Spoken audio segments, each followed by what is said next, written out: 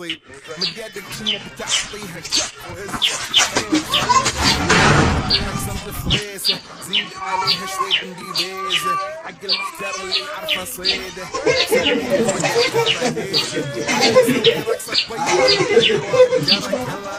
رقصك سيارة بوليس يلا سوي رقصك ध्रुव राठी के साथ ठीक यही हुआ। उसे लगा धुरंधर मूवी के खिलाफ वीडियो बनाकर कूल बनेगा, लेकिन उसकी ऐसी थूथू हुई कि बेचारे को अपनी वीडियो का कमेंट सेक्शन ही ऑफ करना पड़ा, सब्सक्राइबर ओनली के लिए ही करना पड़ा। आदित्य धर अपने पॉलिटिकल प्रोपेगेंडा को फैलाने में इतना मगन हो गया कि उसने वही दिखा दिया जो पाकिस्तान ने भारत पर कई बार इल्जाम लगाया है कि भारत पाकिस्तान में सबवर्सिव एक्टिविटीज के लिए अपने सीक्रेट एजेंट्स को भेजता है। असलियत यह है दोस्तों कि भारत सरकार ने कंसिस्टेंटली ऐसे सभी क्लेम्स को रिफ्यूट किया है। 2012 का यह आर्टिकल देखिए, भारत सरकार ने मना किया कि सुरजीत को इंटेलिजेंस एजेंसीज ने जासूस बनाकर भेजा था। 2016 का यह आर्टिकल देखिए, भारत सरकार ने पाकिस्तान के जासूस वाले दावों को रिजेक्ट किया। लेकिन धुरंधर फिल्म ऐसे ही एक सीक्रेट एजेंट को हीरो की तरह पेश कर, या तो ये खुद बेवकूफ है या फिर अपने सब्सक्राइबर को बेवकूफ समझता है। आखिर कौन सा देश अपने स्पाई यानी कि अपने जासूसों को स्वीकार करता है? भला कौन सा देश अपने यहाँ का जासूस दूसरे देश में पब्लिक में अनाउंस करके भेजेगा? ध्रुव राठी के अकॉर्डिंग मोदी जी को वहाँ के पाकिस्तान के प्रधानमंत्री को कॉल करके बताना चाहिए कि हम अपने यहाँ का जासूस तुम्हारे यहाँ भेज रहे हैं, उसके स्वागत के लिए तैयारियां कर लो। सिर्फ ऐसे बचकाने लॉजिक की वजह से ही इसे अपना कमेंट सेक्शन ऑफ करना पड़ा। मैं तुमको ध्रुव राठी का लॉजिक बताता हूँ, ठीक है? मैं कहता हूँ ये दीवार है, ओके? ध्रुव राठी कहता है ये पूरा रूम था तेरे पास, तुझे पूरे रूम में दीवार ही क्यों दिखी? तू पंखा देख सकता था, तू लाइट देख सकता था, तू दरवाजा देख सकता था, तुझे सिर्फ दीवार ही क्यों दिखी? क्योंकि तू अपनी जिंदगी से सताया हुआ है, तुझे ब्लैंड चीजें पसंद आती हैं, तू इंसान ही खराब है। और ये होता है एक करप्ट सरकार की वजह से। जब प्रोपोगेंडा फैलता है तो लोगों की जिंदगी में फ्रस्ट्रेशन बढ़ने लगती है और उसकी वजह से उनको ऐसी ब्लैंड चीजें पसंद आती हैं। ये सरकार की गलती है, ये मोदी जी की गलती है। दिखा लॉजिक, दिखा कहीं पे, बात सही है। लेकिन ध्रुव राठी के जो सब्सक्राइबर्स हैं उन्हें लॉजिक चाहिए भी नहीं, उन्हें बस मोदी के खिलाफ, देश के खिलाफ हेट चाहिए, नफरत चाहिए, जो कि ध्रुव राठी भर भर के दे ही रहा है। बाकी का देखिए ध्रुव राठी का सबसे बढ़िया रोस्ट उसके ही सब्सक्राइबर्स के द्वारा। भाई यार, फॉर गॉड सेक यार, मैं बहुत आपकी इज्जत करता हूं, मैं हाथ जोड़ के बोल रहा हूं with folded hands. Dhruv Rathee जी, आप बहुत बड़े यूट्यूबर हैं, हमारे हिंदुस्तानी हमारे भाई हैं। भाई आप इंटेलेक्चुअल बनने की कोशिश मत करा करो यार, फॉर गॉड सेक। जो नहीं पता आपको उसके ऊपर वीडियो ना बनाए। क्यों गालियां खा रहे हो यार आप लोगों से? आपको अकल नहीं, आप किस बात के बारे में क्या बोल रहे हो? आपको खुद समझ नहीं आ रही। आप लिख रहे हो 1 YouTube video will destroy 300 crore film, मतलब आप अपने आप को क्या खलीफा समझने लग गए हो? मतलब आपको सही में ये लगना लग गया कि आपकी इतनी औकात हो गई कि आप एक वीडियो बनाओगे तो 300 करोड़ की पिक्चर, वो पिक्चर 1000 करोड़ करने वाली है। भाई कौन पूछ रहा है तुझे यार? ठीक है आपकी अच्छी फॉलोइंग है यूट्यूब पे, उसका मतलब ये नहीं कि पागल ही हो जाओ आप। मतलब ये तो अहंकार बोल रहा है आपका। आप ट्वीट कर रहे हो कि मैं I will destroy the film. आप हो कौन? क्रिटिसिज्म करो, आपको हक है। फिल्म को अगर आपको अच्छी नहीं लगती, आपको लगता है propaganda, whatever you want to say, आपकी इतनी औकात है विद ऑल ड्यू रिस्पेक्ट कि आप ये बोल दो कि 1 YouTube video will destroy 300 crore. भाई तू है कौन यार? फॉर गॉड सेक यार, फॉर गॉड सेक। आप इंटेलेक्चुअल नहीं हो। अगर आप यहां आके बैठो, आप 2 मिनट बात नहीं कर पाओगे मेरी जान। आपको किसी टॉपिक पे कोई नॉलेज नहीं, आप टेलीप्रॉम्प्टर से पढ़ने वाले बंदे हो। सिक टू दैट, सिर्फ क्योंकि आपको लगता है कि ये पता नहीं क्या, आपने कोई एंटी नैरेटिव चला के आपको लगता है कि वो व्यूज मिल जाएंगे, आपकी ऑडियंस ये है। आप बुरी तरह आपने मुंह की खाई है यार, इस बार बड़ी बेइज्जती कराई है आपने अपनी। मैं देख के बड़ा बुरा लगा मुझे। आप हमारे भाई हो यार, आप इंडियन हो, आप इतने सक्सेसफुल आदमी हो, क्यों अपनी भत पिटवा रहे हो? क्यों अपनी बदतमीजियां कर रहे हो यार? वो मूवी रुक जाएगी, वो तो और आप रोक लोगे यार। फॉर गॉड से बंदे कितना, मतलब थोड़ा सा सक्सेस मिलता है बंदा पागल हो जाता है कि I will destroy the movie with my YouTube video. अब उसके बारे में खैर इनकी जो रही है पिछले कुछ टाइम से अगर आप देख लो, इस तरीके की चीजों पे तो बहुत ज्यादा ये करते हैं जो थोड़ा सा भी रियलिटी दिखाती है ना, मैं उसके बारे में विद ऑल ड्यू रिस्पेक्ट मैं बोल रहा हूं, आपने ये देख लिया कि आपका ऑडियंस बेस क्या है, उसको आपने एक पर्टिकुलर ऑडियंस बेस को मैप कर लिया कि मैं शायद किसी कम्युनिटी के अगेंस्ट, किसी रिलीजन के अगेंस्ट, या कुछ ऐसा दिखाऊं कि मैं एक पर्टिकुलर रिलीजन के लिए मसीहा बन के आ गया हूं, दूसरे को मैं बोलने की आजादी समझता हूं, मैं एंटी गवर्नमेंट बोलने का मेरे में हिम्मत है। भाई बहुत लोग हिम्मत दिखाते हैं, बहुत लोग बात करते हैं, आपको अकेले मसीहा नहीं हो। लेकिन जिस दिन आपका अहंकार ये बोलने लग गया कि भाई I will destroy 300 crore film, उस दिन तो आप में और रावण में फर्क क्या रह गया? तो लग रहा है आप क्रिटिसिज्म दो, आप बोलो कि भाई मेरा रिव्यू धुरंधर का ये रहा, लेकिन आप ये बोल रहे हो मैं 300 करोड़ की पिक्चर को डिस्ट्रॉय कर दूंगा। यार अपनी औकात में रहो भाई। और मुझे लगता है वो चीज करके आप उल्टा ना और प्रचार कर रहे हो मूवी, वही होता है, ना भी करे तो हो रहा है, ना भी करे तो भी हो रहा है। जब हमारे देश में लोकसभा के चुनाव हुए थे तब इसी ध्रुव राठी ने बीजेपी के खिलाफ, मोदी के खिलाफ जमकर कई वीडियोस बनाई थी, जहां पर इसके द्वारा मोदी जी के लिए तानाशाह बताया गया था। और तब से ये ध्रुव राठी खुद को नायक फिल्म का अनिल कपूर समझने लगा। इसे लगा कि पूरा देश मेरी वीडियोस के अकॉर्डिंग ही चलता है, लेकिन इस बार इस बेचारे का ये वहम दूर हो गया। मुस्लिम के लिए देश पहले है या रिलीजन पहले है? एक तरफ नेशन है जो कि क्रिएचर है और दूसरी तरफ क्रिएटर ऑफ द नेशन है। तो अब आप खुद ही बताएं कि क्रिएचर बड़ी है या क्रिएटर बड़ा है। जाहिर है कि क्रिएटर बड़ा है, लिहाजा एक मुसलमान के लिए अल्लाह ही सबसे पहले है और जो नेशन है वो अल्लाह ही की मखलूक है। ये वही मुफ्ती है जिसकी डिबेट जावेद अख्तर से हुई थी और ये पूरे देश के मुसलमानों को भड़काने पर लगा हुआ है, उन्हें समझाने पर लगा हुआ है कि तुम्हारे लिए देश बाद में है, कौम पहले है, संविधान बाद में है, कुरान पहले है। How covering yourself up makes you less of a strong woman? नहीं, स्ट्रॉन्ग की बात पर बैठ जाइए, मैं समझ रहा हूँ from where you are coming, मैं जवाब देता हूँ आपको। Why should you be ashamed of your face? Why should you be? वो मैंने माना कि बहुत रिवीलिंग कपड़े चाहे वो मर्द पहने चाहे औरतें पहने, दे डोंट लुक डिग्निफाइड। अगर एक मर्द शॉर्ट पहने, एक टी शर्ट पहने, स्लीवलेस टी शर्ट पहने ऑफिस में आए या कॉलेज में आए तो अच्छी बात नहीं है, उसे डिसेंटली ड्रेस होना चाहिए। And a woman should also be decently dress, but what makes her cover her face? What is so vulgar, obscene, undignified about her face that is covered? क्यों? ये वजह क्या है? और ये पीयर प्रेशर है। अगर गिवन अ चॉइस उसे ब्रेन वॉश किया गया है। अगर वो ये कहती है कि मैं अपनी मर्जी से कर रही हूँ तो she is brainwash because she knows that some peers in her life will appreciate this stand. अगर आप उसे छोड़ देंगे तो कोई भी आदमी अपना फेस क्यों कवर करेगा भाई? उसे अपने फेस से नफरत है क्या? Is she ashamed of her face? What? Why? ये फैक्ट है, जितनी भी लड़कियां माई चॉइस चिल्लाती हुई नजर आ रही हैं, इनकी कई वीडियोस, कई फोटोज आपको सोशल मीडिया पर जीन्स में मिल जाएंगे, शॉर्ट्स में मिल जाएंगे। बस ये बेचारी मजबूरी के चलते काले तंबू में पैक रहती हैं, फिर उसे माई चॉइस बता देती हैं। जिस नशीद में हल्का हल्का सा म्यूजिक आता है उसे सुनना जायज़ है क्या?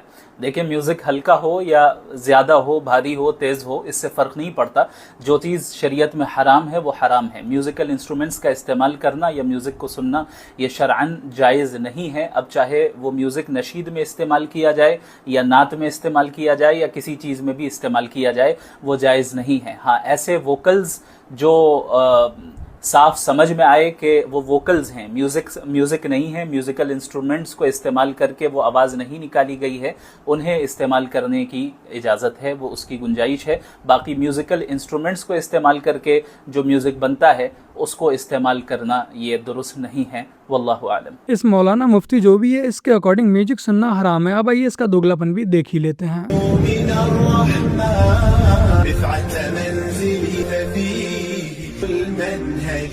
कुल मिलाकर एक किताब का नाम लेकर पूरी ही कौम का हुतियापा काटना है, फिर कार किसी से बंद करके खुद ही म्यूजिक एंजॉय करना है। वैसे मुफ्ती साहब कृपया ये बताने या कष्ट भी कीजिए कि मस्जिद से 5 बार लाउड स्पीकर पर चीखना जायज है या हराम है। बाकी का ये इस कंठित मानसिकता से ग्रसित मुफ्ती की महिलाओं के प्रति क्या सोच है, ये भी जान लेते हैं।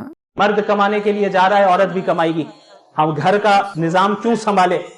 घर का निजाम हम संभालेंगे तो हम गुलाम हैं, हम पाबंद हैं, हम कैद हैं। ये कहा जाता है कि आजादी उस वक्त है कि जब आप बाहर निकले और सैकड़ों लोगों की खिदमत करें। आप अपनी फितरत की निगाह से सोचें, फितरत की निगाह से देखें कि एक औरत बाहर जाकर 10 अजनबी मर्द की खिदमत कर रही है। किसी की वो प्राइवेट सेक्रेटरी बन रही है, किसी सुपरमार्केट में सेल्स गर्ल बन रही है, किसी प्रोडक्ट की मार्केटिंग में आधे कपड़े पहन के उसे खड़ा होना पड़ रहा है। ये गुलामी है या एक औरत जो अपनी इज्जत को महफूज रखकर अपने घर में एक मर्द की खिदमत कर रही है और अपने बच्चों की तरबियत कर रही है? आजादी क्या है, गुलामी क्या है? खुद तय कीजिए, नारों पे ना जाइएगा। शराब की बोतल पे कोई जमजम लिख दे तो वो जमजम नहीं होता, वो चीज शराबी रहेगी। इस मुफ्ती की माने तो औरत सिर्फ और सिर्फ एक देह है, सेक्स के लिए शरीर है, इसके अलावा और कुछ नहीं। ये बता रहे हैं कि जो महिलाएं घर से बाहर निकलकर काम करती हैं वो 10 मर्दों की खिदमत करती हैं और जो महिलाएं घर में रहती हैं वो सिर्फ एक मर्द की ही खिदमत करती हैं। इन विचारों की मानसिकता इतनी छोटी, इतनी कुंठित है कि ये महिलाओं के वजूद को पुरुषों की खिदमत के ऊपर स्वीकार ही नहीं कर पा रहे हैं। मुझे तो उन मुस्लिम लड़कियों पर तरस आता है जो ऐसे मौलाना मुफ्तियों की चुंगल में आकर फंस जाती हैं, उनकी बातों में फंस जाती हैं, इन्हें फॉलो करती हैं, इनकी पोस्ट को, इनकी रील को शेयर करती हैं। लेकिन ये मुस्लिम लड़कियां ये नहीं जानती कि यदि ऐसे मौलाना और मुफ्तियों की चले तो इन लड़कियों का घर से निकलना भी हराम हो जाए। ये दुनिया जिसपे वो कादर मुतलक है, जिसकी मर्जी के बगैर पत्ता भी नहीं हिलता, ओमनीपोटेंट है, ये दुनिया चल कैसे रही है? और इस दुनिया का हाल क्या है? 45,000 बच्चे जो 10 साल की उम्र से कम थे वो गाजा में मरे। भूख से काला हांडी में बच्चे मरते हैं और डिप्थेरिया से मरते हैं। डिप्थेरिया अजीब मर्ज है, गले में जाली बनना शुरू होती है, बच्चा नीला हो जाता है, गरीब का बच्चा, इसलिए के पास इलाज नहीं। ये कादर मुतलक है जो चाहे कर दे, इससे आप दुआएं मांगते हैं हमारी ये काम कर दे वो कर दे, तो इसका मतलब डे टू डे लाइफ में वो इंटरफेयर करता है और ये देख रहा है वो। अगर वो वाकई भी है फॉर डिस्कशन सेक, तो मैं जब दुनिया देखता हूँ तो मेरे दिल में उसके लिए कोई इज्जत नहीं पैदा होती। ये क्या कर रहे हो तुम पूरे ऑल पावरफुल हो, ओमनीपोटेंट हो, ओमनी प्रेजेंट हो, तुम तो वहाँ गादा में रहे होगे ना, तुम हर जगह हो। तुम देख रहे थे कि बच्चे की कैसे धज्जियाँ उड़ गई, तुम देख रहे थे और तुम चाहते हो मैं तुम्हारी परस्तिश करूँगा, तुम हो भी। अरे यार इसके अच्छे तो हमारे चीफ प्राइम मिनिस्टर हैं, कुछ तो ख्याल करते हैं। आप किसकी इबादत कर रहे हैं? अगर वो है भी, ये दुनिया नाइंसाफी से, जुल्म से, जबर से, तशद्दुद से भरी हुई है। बाकी सब तो ठीक है, लेकिन मोदी जी को अल्लाह से अच्छा नहीं बताना चाहिए था, बेचारे ज़ॉम्बीज़ इस बात को पचा नहीं पाएंगे। बाकी का मैं इस बात को समझ नहीं पा रहा हूँ कि आखिर जावेद अख्तर के साथ ऐसा क्या हुआ कि इसने पूरी जवानी फिल्मों में इस्लाम के प्रोपेगेंडा को फैलाने में निकाल दी, अब बुढ़ापा उसी प्रोपेगेंडा को समेटने में निकाल रहा है। यदि आपको पता हो तो कमेंट कर अवश्य बताइएगा। बाकी का इस पूरी डिबेट का एंड और निचोड़ ओशो की इस वीडियो में आपको मिल जाएगा। And in the Quran, 99% is just nonsense. 1% can be managed and given some spiritual meaning with great effort. Otherwise, it is too not of any importance. मुझे लगता है कि जिस किताब में 99% नॉनसेंस बातें हैं, उस किताब पर डिबेट करना भी समय बर्बाद करना है। कि बांग्लादेश में जो अल्पसंख्यकों के साथ, जो हिंदुओं और ईसाइयों के साथ अत्याचार हो रहा है, उसके खिलाफ इस सरकार को आवाज उठानी चाहिए, बांग्लादेश की सरकार के साथ बातचीत करनी चाहिए और पूरा समर्थन देना चाहिए जिनको पीड़ा हो रही है उनके साथ। ये नया हिंदुस्तान और मोदी जैसा लीडर इस देश का प्रधानमंत्री, बट उसके बावजूद भी बांग्लादेश में हिंदुओं की दुर्दशा हो रखी है। तो मोदी जी से सवाल तो बनता ही है कि आखिर आप कुछ कर क्यों नहीं रहे हैं। प्रियंका गांधी लाख बुरी से ही चाहे वो उस पार्टी से आती हो कि जिस पार्टी ने हिंदुओं को बर्बाद करने में कोई कोर कसर बाकी नहीं छोड़ी, लेकिन आज ये हिंदुओं के हक की बात कर रही है, बांग्लादेशी हिंदुओं के लिए आवाज उठा रही हैं, तो इस बात की सराहना करना तो बनता है। दोस्तों, बांग्लादेश के अंदर एक हिंदू भाई को पीट कर जिंदा जला दिया जाता है। ये वहाँ का मैटर है, वहाँ की सरकार जाने, मगर हमारे देश के कुछ अंधभक्तों को बड़ी मिर्ची लग रही है। अंधभक्त तो ऐसे ही बदनाम है, असली अंधनवाजी तो ये है। बांग्लादेश जो कि हमारा पड़ोसी देश है, उसमें हिंदुओं के साथ जो हो रहा है वो उसका पर्सनल मैटर है, लेकिन यहाँ से कोसों दूर गाजा व फिलिस्तीन में जो मुस्लिम मर रहे हैं वो इनका पर्सनल मैटर हो गया, जैसे ये घोंचू वहाँ का प्रधानमंत्री हो। नहीं, यू आर नॉट सीरियस, तुम सीरियस हो ही नहीं मेरी बात के लिए, सीरियस सुन के भी राजी नहीं हो तुम। क्यों नहीं सीखी हिंदी? अगर इसने 1 महीने में हिंदी नहीं सीखी, सफार छीन लो। हंसने की बात रही है, सीरियस बोल रही हो ये? नहीं, 8 महीने हो गए बताए हुए मुझे। अगर 1 महीने में हिंदी नहीं सीखी, यहाँ का मातृभाषा नहीं सीखी, यहाँ का पैसा खा रहे हो तो मुंह में भी हिंदी बोलना सीखो। मैंने 8 महीने पहले ही बोला था, नहीं हुआ ना, सब लोगों ने, सोसाइटी वालों ने रिक्वेस्ट करी कि हमारे बच्चों को सिखाता है, मैंने छोड़ दिया था। बता रही हूँ तुझे, कहा तो ये पार्क बंद हो जाना चाहिए। कोई भी क्रिमिनल एक्टिविटी होगी तो तुम जिम्मेदार हो। कौन है जिम्मेदार दोनों में से? जिम्मेदारी लो, जिम्मेदारी लो। हिंदी 1 महीने में नहीं सीखी तो इधर पार्क नहीं मिलेगा। 1 महीने देखो, पार्क लेना है तो इसको हिंदी सीख कर आएगा, पहले बात करेंगे। ये बेवकूफ महिला रेणु चौधरी जो कि भारतीय जनता पार्टी की निगम पार्षद है। इनका काम भी महाराष्ट्र के राज ठाकरे की मनसे की तरह जनता में नफरत फैलाना, भाषा के नाम पर आपस में लड़वाना बन चुका है। रेणु चौधरी साउथ अफ्रीका के एक फुटबॉल कोच जो कि कई सालों से बच्चों को फुटबॉल सिखा रहा है, ये उसे धमकी दे रही है कि 1 महीने के अंदर अंदर हिंदी सीखो, वरना ये पार्क इस्तेमाल करने को नहीं मिलेगा, जैसे ये पार्क इनके पिताजी ने बनवाया था। मैं ऐसी घटिया मानसिकता से नफरत फैलाने वाली महिला का खुलकर विरोध कर रहा हूँ। आप किसी से रिक्वेस्ट कर सकते हैं, आप उसे समझा सकते हैं, प्यार से कह सकते हैं कि आप हिंदी सीख लीजिए, लेकिन आप उसे फोर्स नहीं कर सकते।